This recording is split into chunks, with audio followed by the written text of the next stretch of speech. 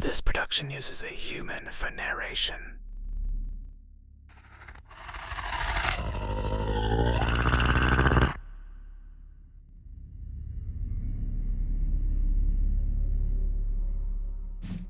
I first noticed it in the shower. A faint greyish patch on the inside of my left thigh, no bigger than a thumbprint. Not red, not itchy, just there, slightly raised like a callus that had grown overnight. I figured it was from the new work pants, rough canvas I'd be wearing on the excavation site. We'd been clearing old industrial land north of Sudbury for a lithium mine. Nothing glamorous, just dirt, rock, and the occasional rusted barrel from the 1950s. I scratched at it. It felt firmer than skin should, almost rubbery. When I pressed harder, the patch pressed back. That should have been my first warning. By the end of the week, the patch was the size of my palm, and it spread to my other leg as well. Still no pain or no fever. My doctor in town ran the usual tests, shrugged, and prescribed a steroid cream. Probably an atypical fungal thing from the soil you work with, he said. Common up here with all the moisture in the air. So I believed him. Work continued. We were digging test pits when the crew hit the anomaly. A pocket of black, waxy material about 12 meters down, sealed inside clay that smelled like spoiled meat when exposed to air. The environmental consultant took samples and told us to keep digging.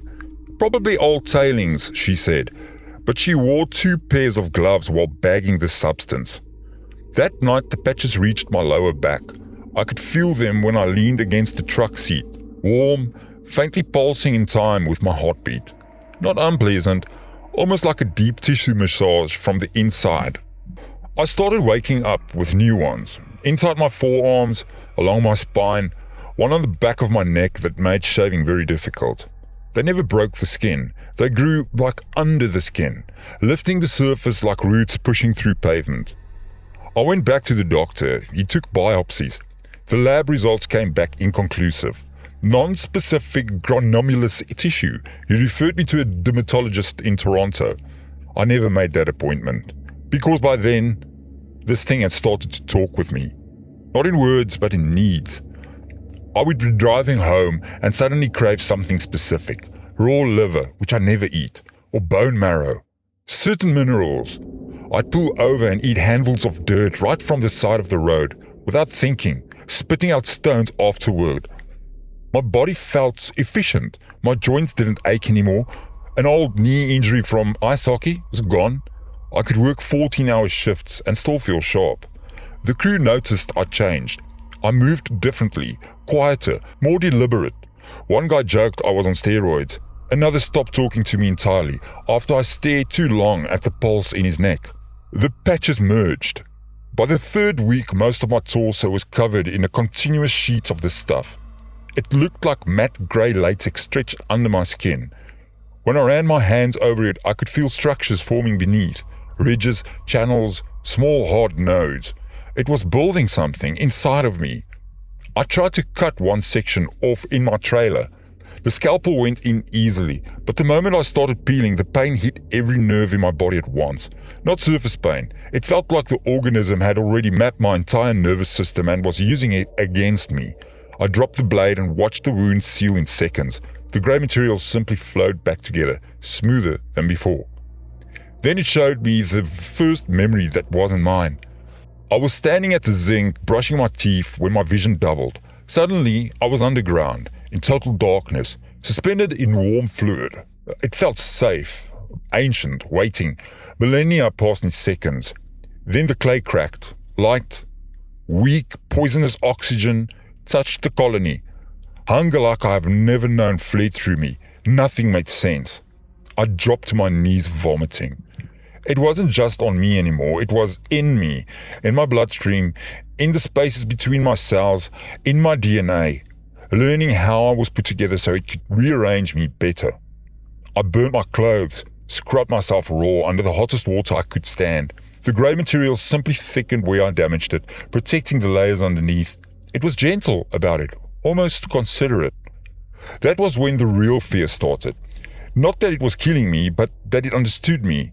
It knew I was terrified of losing control, so it left me in control, mostly, just enough to watch what was happening. I could still drive, I could still speak, still pretend at the sight that everything was fine. But my hands sometimes chose different tools than I intended. My legs carried me to places on the excavation site I hadn't even planned to visit. The organism was exploring its new environment through me. I found it growing on the equipment now. Thin grey films on the drill bits, inside the water cooler. One morning I caught it on another worker, a small patch behind his ear that he kept absently rubbing. He smiled at me with too many teeth and they were sharp. I ran immediately.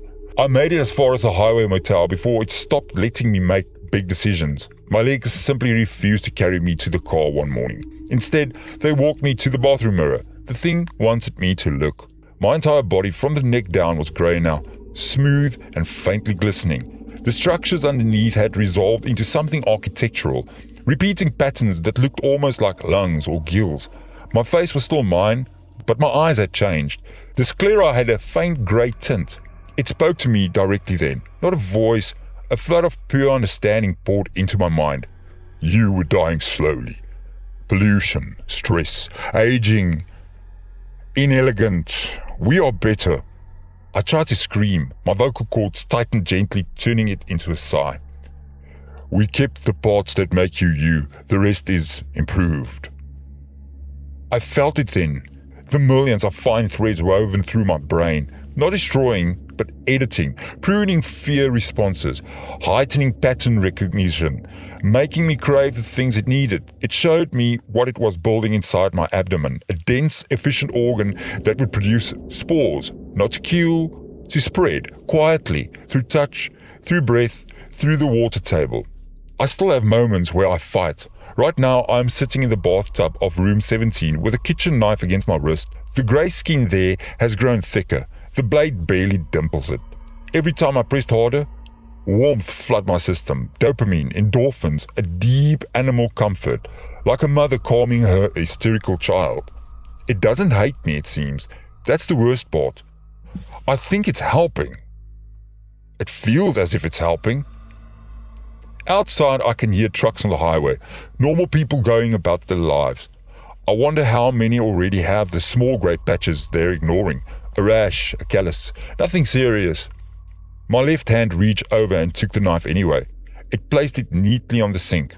The organism is almost finished with the conversion.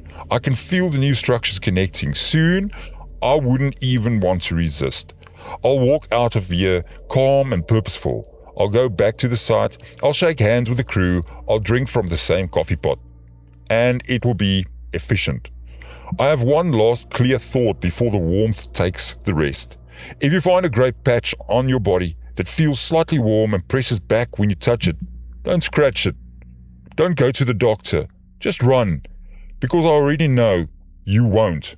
Because it feels good. And it only wants to make you better.